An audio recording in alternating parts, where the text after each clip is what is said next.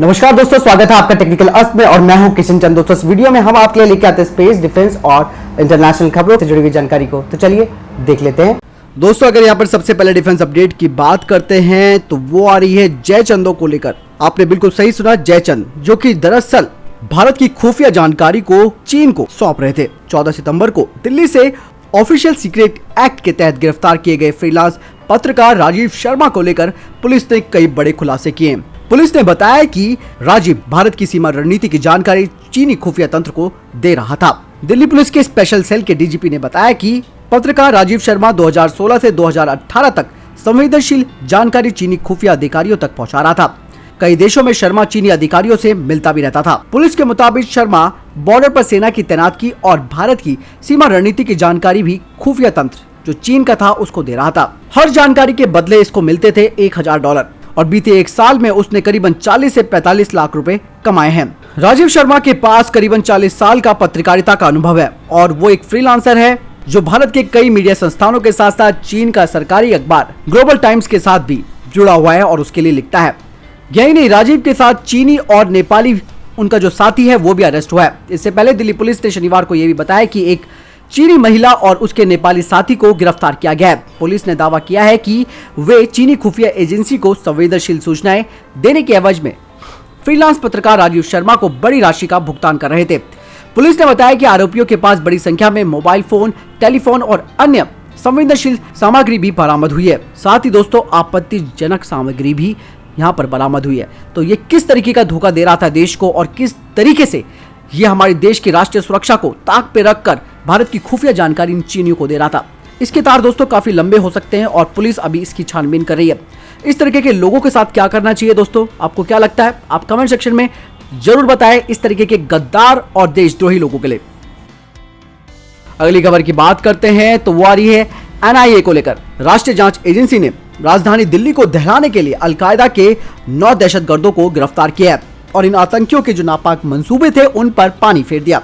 दरअसल NIA ने पश्चिम बंगाल के मुर्शिदाबाद और केरल के एर्नाकुलम में छापेमारी की थी और अलकायदा के इन आतंकियों का भंडाफोड़ किया। NIA ने बताया कि प्रारंभिक जांच में पता चला कि इन व्यक्तियों को सोशल मीडिया पर पाकिस्तान स्थित अलकायदा आतंकवादियों के द्वारा कट्टरपंथी बनाया गया था और भारत की राजधानी समेत कई स्थानों पर हमला करने के लिए प्रेरित भी किया गया था। अलकायदा के 9 आतंकवादियों की गिरफ्तारी पर NIA ने यह भी कहा कि यह आतंकी मॉडल सक्रिय रूप से धन उगाही में लगा हुआ था और गिरोह के कुछ सदस्य हथियारों और गोला बारूद की खरीद के लिए दिल्ली जाने की योजना भी बना रहे थे।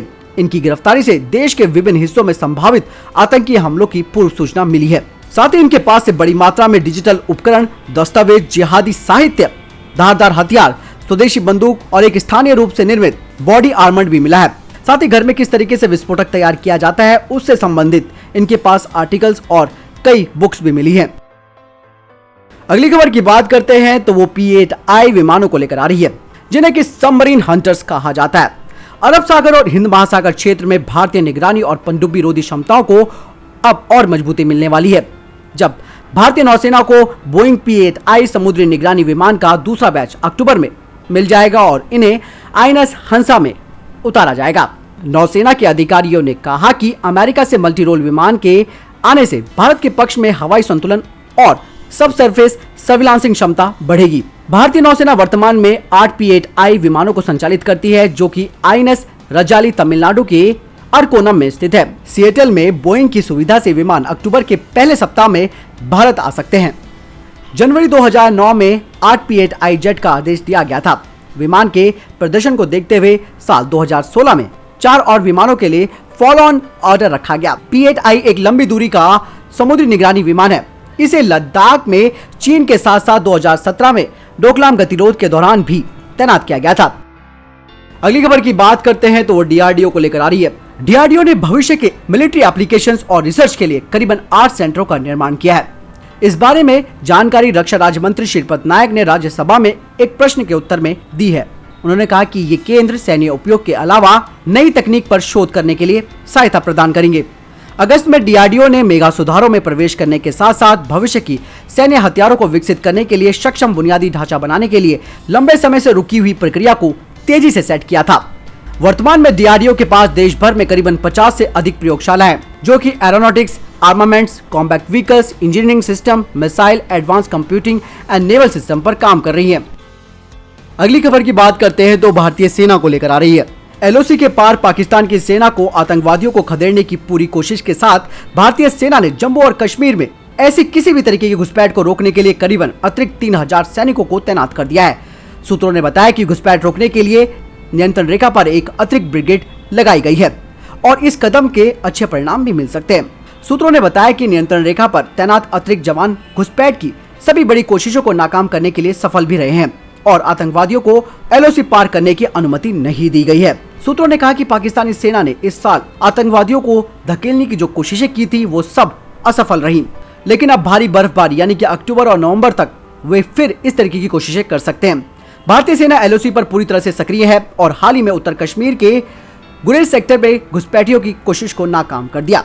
इसके अलावा पाकिस्तान के कब्जे वाले कश्मीर में एलओसी पर पाकिस्तानी सेना ने 2 अतिरिक्त बटालियन तैनात की है, लेकिन ये नहीं कहा जा सकता कि वे चीनी सेना के समर्थन में भारत पर दबाव बनाने के लिए है या नहीं।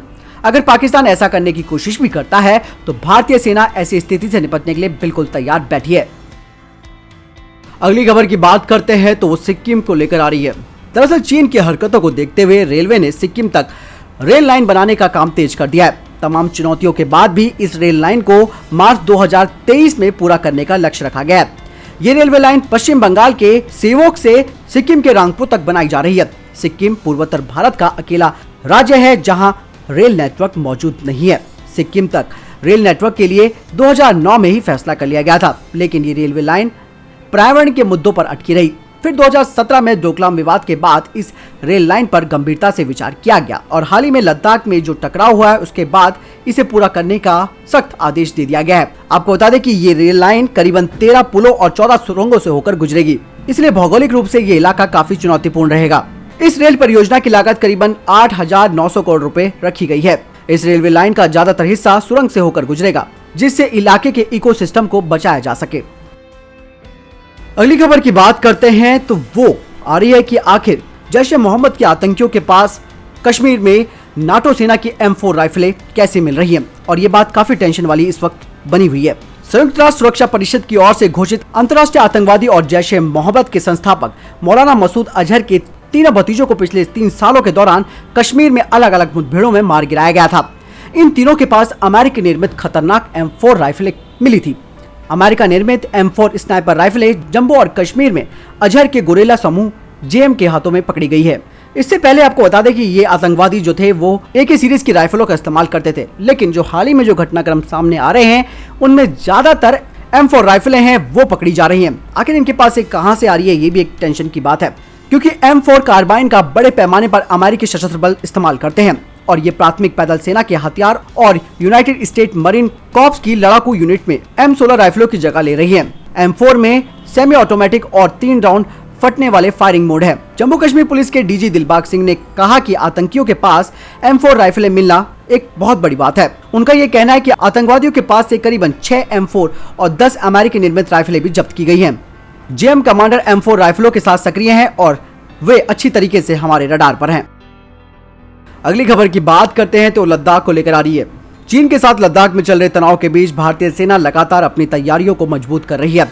इसके तहत सेना अपने एक 3 साल पुरानी योजना को अमली जामा पहनाने जा रही है। योजना के मुताबिक अब लद्दाख के बर्फीले पहाड़ी क्षेत्रों पर भारतीय सैनिक ऊंट पर गश्त लगाते हुए नजर आएंगे। ये ऊंट रेगिस्तानी क्षेत्रों के नहीं होंगे, बल्कि ये 2 कुबड़ वाले बैक्टीरियन प्रजाति के ऊंट होंगे। ये ऊंट इन पहाड़ी क्षेत्रों में ही पाए जाते हैं। इससे सैनिकों को गश्त लगाने में काफी आसानी होगी। आपको बता दें कि एक जमाने में इन बैक्टीरियन कैमल पर ही सिल्क रूट पर पूरा व्यापार होता था। पहाड़ी और बर्फीले क्षेत्र के हिसाब से सेना इनका इस्तेमाल करने जा रही है। जानकारी के अनुसार इन कैमल्स का इस्तेमाल देपसांग और दौलत बेग ओल्डी में किया जाएगा, जो कि ये क्षेत्र करीबन 17,000 फीट की ऊंचाई पर है।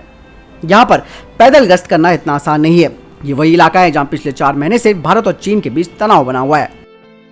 अगली खबर इसरो को लेकर आ रही है। इसरो अब जल्द ही कुछ सैटेलाइट्स को आसमान में ले जा रहा है। नवंबर में 2 PSLV रॉकेट लॉन्च किए जाने की योजना है और श्रीहरिकोटा के सतीश धवन अंतरिक्ष केंद्र में काम पूरे जोर शोर से चल रहा है।